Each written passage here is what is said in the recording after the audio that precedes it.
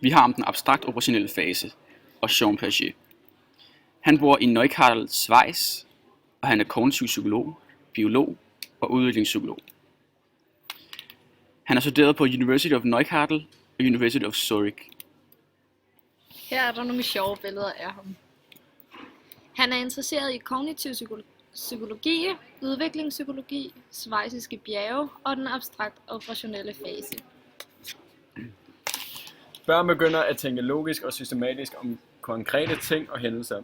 De frigør deres tænkning fra den konkrete hændelse, så de begynder at kunne sætte hændelserne i perspektiv. De har altså nu nået et voksen niveau intellektuelt omkring tænkning. De kan se, at tingene i en større sammenhæng begynder de også at kunne se konsekvenser af de valg, de træffer og de handlinger, de laver. Den hypotetiske tænkning sætter ind i denne fase, og den unge begynder let at kunne komme til konklusion ved blot at gøre brug af sin logik. Det kunne for eksempel være, at den unge fik at vide, at bomuld kun kan vokse i varme og tørre omgivelser, og at der er koldt og fugtigt i England. Den unge vil altså uden besvær kunne svare, at bomuld ikke vil kunne vokse i England. Det er også nu, at de begynder at sammenligne virkeligheden med idealet. Det ses for eksempel, når de unge mennesker begynder at gå op i deres udseende. De unge piger begynder for eksempel at gå med make-up og bære smykker, mens de unge drenge begynder at have store muskler. Og her har vi en video, der vil prøve at demonstrere det. It says, if you hit a glass with a hammer, the glass will break. I knew that. And then this one says, Don hit a glass with a hammer. I knew that too. So what happened to the glass? It broke It broke. Why did it break? because the hammer's hard. If you hit a glass with a feather, the glass will break. No, it won't. And this is the second rule. Don hit a glass with a feather.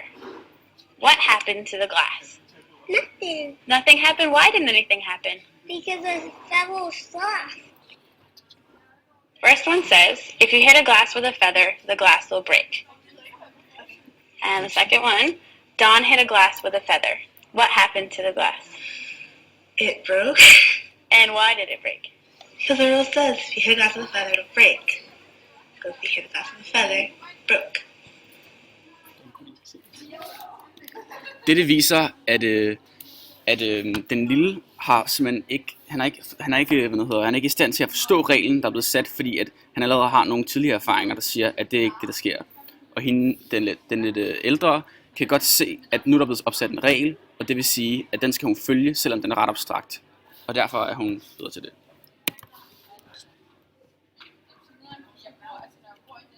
Boom, boom.